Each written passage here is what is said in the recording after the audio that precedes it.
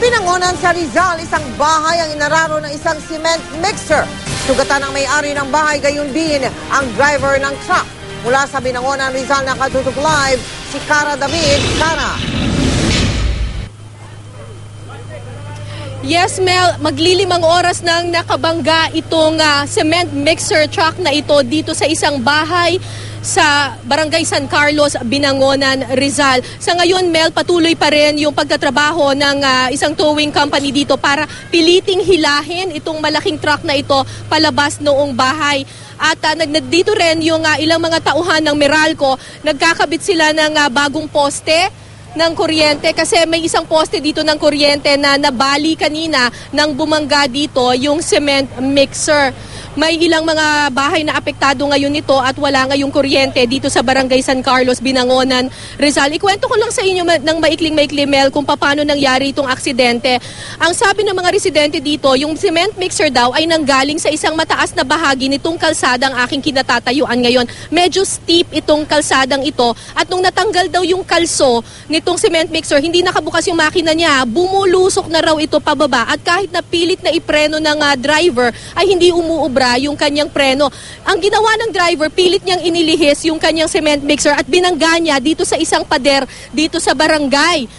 Pero ang problema, sobrang bilis talaga nung force nitong cement mixer at tumuloy-tuloy itong bumulusok hanggang sa bumangga na nga ito dito sa bahay na ito ni Mr. Antonio Canlas dito sa Binangonan, Rizal. Sa sala at kusina nitong bahay na ito, tumama at nawasak talaga yung loob ng bahay na ito nitong gahiganting cement mixer na ito.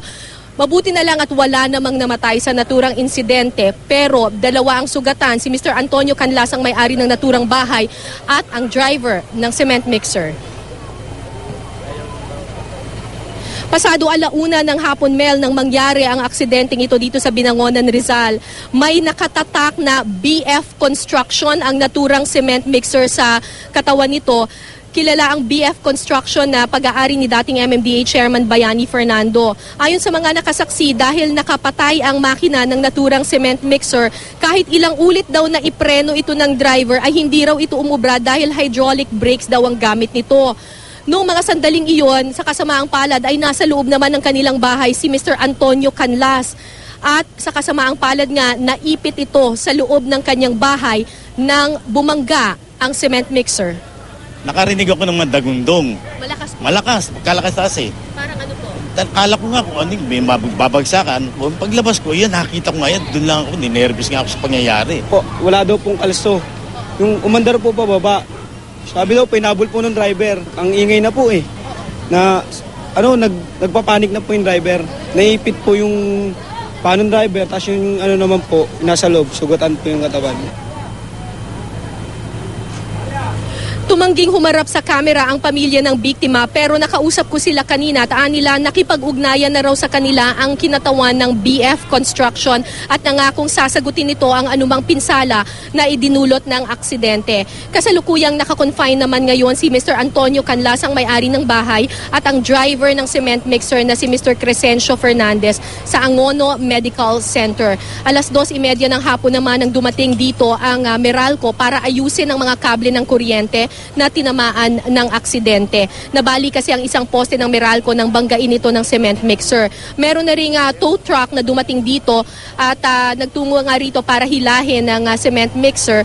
Pero sa ngayon ay nahihirapan pa silang tanggalin ito dahil masyadong mabigat yung naturang truck at maraming kable nga ang sumabit dito. Mel, dahil nga sa aksidenteng ito, may ilang mga bahay dito sa Barangay San Carlos, Binangonan, Rizal na nawalan ng kuryente at ito yung pilit na inaayos ngayon ng mga tauhan ng Meralco. Sa ngayon, nakausap din naman natin yung pamilya nitong biktima at sabi nila stable naman daw ang kondisyon nitong si Mr. Antonio Canlas, pero kailangan daw itong mag-undergo ng isang operasyon kasi may nabali raw na mga buto sa kanyang katawan. So hanggang ngayon patuloy na nandito pa rin at nakahambalang itong malaking cement mixer na ito. At hindi natin alam kung anong oras na ito matatanggal ng mga tauhan ng towing company na nandito ngayon. Pero pipilitin daw nila na matanggal ito at maibalik ang kuryente sa mga kabahayan dito sa Barangay San Carlos bago mag-umaga. Mel? Cara, may laman ba yung mixer? Mel, wala namang casualties, wala namang namatay dito sa aksidenteng ito. Meron lang sugatan itong driver ng tow truck na naipit dahil dun sa aksidente at pati yung may-ari ng bahay na binangga ng truck. Kara, hindi mo siguro napakinggan yung mabuti yung aking tanong. Ang tanong ko, may laman bang semento yung mixer? I'm sorry, Mel. May lamang simento. Yes, oo, may lamang simento. Itong, kaya mabigat, cement hindi mixer agad na ito. mahugot. May Yes, Mel, merong ginagawang construction kasi dito, dun sa isang kalsada. Nilalagyan nila ng simento yung mga tubo dito sa Binangonan, Rizal. At ang sabi ng mga residente dito, nung nangyari daw yung aksidente, ay naglilinis daw ng cement mixer niya itong driver. Tapos nung nakita niyang natanggal yung kalso, hinabol niya at sumakay siya dun sa cement mixer para pilitin niyang i-brake ito, pero hindi umuubra yung preno. Uy, Kara, napansin ko, tingnan mo yan sa video, merong initials na BF eh. Ito ba'y pagmamayari Yes. ni Bayani Fernando, Kara? Ito yung BF Construction na kilalang construction company ni dating MMDA Chairman Bayani Fernando. At ang sabi na hindi pa natin sila na-interview, pero nakausap natin kanina yung kanilang yung ilang miyembro ng pamilya ng biktima dito. At ang sabi, nakipag-ugnayan na daw sa kanila ang isang Mr. Romel Galang. Ito daw ay representative ng BF Construction at nangakong sasagutin ang anumang damages na idinulot nitong aksidenteng ito. Maraming salamat sa iyo, Kara David.